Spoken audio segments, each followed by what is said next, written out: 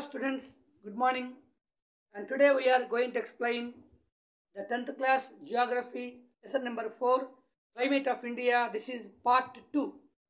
And in the last video we explained to you about the differentiations between weather and the climate. And today we are going to explain what are the factors influencing the climate. And the factors influencing the climate are, what are the factors influencing the climate? We have to see. One is latitude, and number 2 is relative distribution of land and water, and number 3 relief, and number 4 upper air circulation. So these are the four factors influence the climate. And we have to know one by one all these four factors which are influencing. If we see, these four factors are generally controlling the climate. That's why these four factors are generally called as climate controls. Climate controls. Because these four factors are controlling the climate. And we have to see among the four, first one, latitude. So we have to observe how latitude is become a factor which is influencing the climate. See, on the globe we have to draw the equator which is in the center, and remaining, it means 0 degree, remaining all the latitudes, of course 23.5 degree latitude Tropic of Cancer, and the remaining latitudes, and here 66.5 degree latitude which we called as a Tropic of Arctic Circle, and remaining latitudes up to last, this is North Pole. Same way in the south also we are drawing Tropic of Capricorn 23.5 degrees south, and the same way we are drawing here 66.5 degree Antarctic Circle, 66.5 degree, and very last South Pole. So that is 90 degree South Pole, 90 degree North Pole on the north, and on the south we have to see in the middle equator which is dividing the total globe into two equal parts. And in this we are observing equator is the largest circle, we know that, and this part of the earth receive heavy light and heat from the sun, and it means when we draw the sun here, we know very well, when we draw the sun here and the sun's rays are traveling straightly towards equator zone, and its angle is decreasing as we move towards north, move towards south. You are observing rays are more and rays are falling straightly towards equator zone. It means this area, and by the result, what is the important thing we have to observe here? The lower latitudinal areas are receiving higher in temperature, and higher latitudes receive lowest in temperature. It means temperatures are less as we move towards north and south. Temperatures are more as we move towards equator side. It means latitudes are also influencing the factor how lower latitudes are receiving high temperature, higher latitudes are receiving low temperature. This is about the latitudes. It means equatorial zone and tropical zone, all these area country people are receiving more temperature compared to the North America, north part to South America, south part, and Eurasia, north part to, and Africa, south part to. In the same way Australia, in the same way Asia, north, all these country people are receiving low temperature because all these places are above the tropical zone and above the equatorial zone, and they are approximately in the 66 Arctic 66 and half Arctic Circle area or 66 and half South Antarctic Circle area. That's why, as per the previous topic what we told you,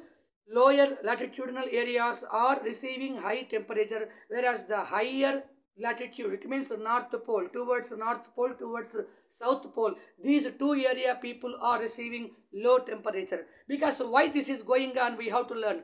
And when the rays are falling straightly on equator, by the result it is receiving heavy amount of temperature in the equatorial zone, whereas the rays are slantly falling on north pole and on the south pole. As a result, it is receiving low temperature.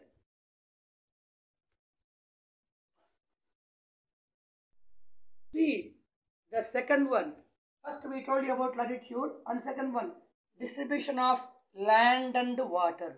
To explain this, we have to know about land and water, how influencing. So I am drawing the area of water, the area of land. See, you are observing carefully. This is water part and this is land part, but this is daytime and here night time. Suppose we see here, when the area receives sun's heat and water also receives sun's heat. So by the result, during the daytime what happens? Land may be heated up. So when land may be heated up, land lying air is also heated up. That's why land lying air become warmer, and warmer air becomes very light and traveling on very top. So from the land lying air, which is cool, it become warmer by receiving sunlight, and it is going top and it is traveling towards ocean. It means what wind is going? Warm wind is going from land part to water part, and this warm wind is pushing the cold wind which is on the ocean. This is pushing the cold wind which is on the ocean. It means cold winds are moving from water to land, whereas warm winds are moving land to water. So during the daytime, what is the change we are observing? How warm winds are moving from land to water, cold winds are moving from water to land. So this is the change during the daytime, and come to night time. And in the night time, no sun. That's why what is happening? Waters are heated up. That's why when waters are already warmer, during the night time, warm winds are traveling from water to land, and they push the cold wind from land to water. It means during the night time, what is the change we have to observe?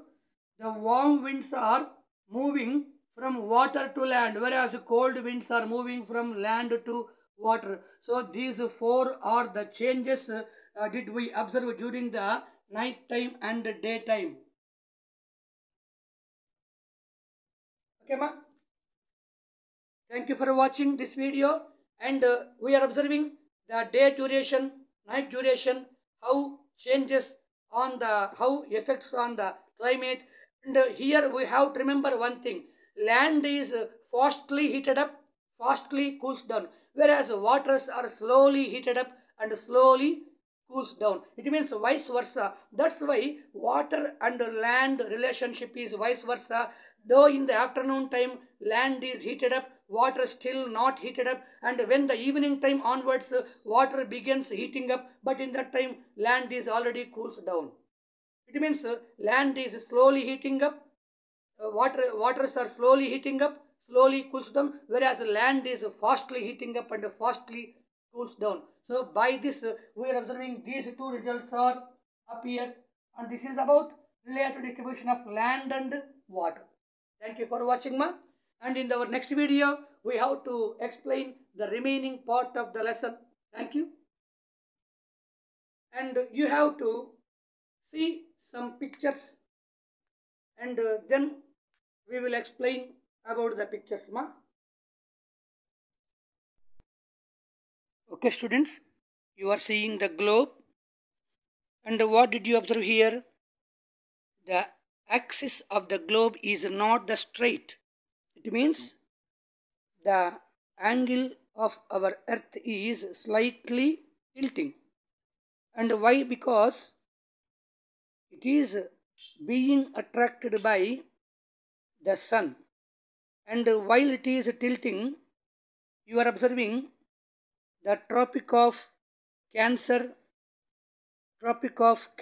it means tropical region is coming close to the sun, and as a result this spot is receiving heavy insolation, and while in the south side Tropic of Capricorn also receiving more heat, and the same will be happening, and in the reverse it is receiving the Arctic Circle, and the Antarctic Circle also receives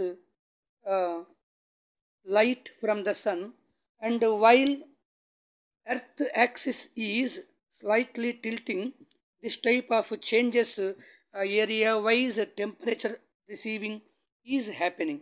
And we know very well India is located approximately between 8 degrees to 37 degrees of northern latitude, and exactly Tropic of Cancer 23.5 degree line is moving exactly center of our India. That's why we are confirming that India's climate is briefly explains that it has a tropical monsoon type of climate. Tropical monsoon type of climate, and India is in tropical zone. Okay, students, you are observing in this picture, two pictures are there. One is this is explaining about land water relationship. Okay, students, you are observing in this picture the relationship between land and water, and in this picture observing two sub pictures are there. One is about day duration climatic change, one is night duration climatic changes. In the top picture you are observing half of the land part to half of the water part, and you are observing a red arrow mark is moving from land to water. Why this is? So during the daytime, by receiving sun's light and heat, land part becoming warmer. That's why land lying air also becoming warm. That's why warmer air is not staying on the land. It is slowly going top. And when the hot air is moving top of the land, and it is moving towards, attracted towards the cool air, and it is traveling towards ocean, and it is pushing the cool breezes which are lying on the ocean part. That's why as a result the cool breezes are moving from water to land. So what is the change we observe here? Warmer air is moving from land to water, cooler air is moving from water to land. In the same way we have to observe the night changes during the night time, and here during the night time no sun. That's why land part is already cooled down, but still waters are becoming warmer. Why? Already I told you, land is fastly heated up, fastly cools down, whereas water part is slowly cools down, slowly warmer.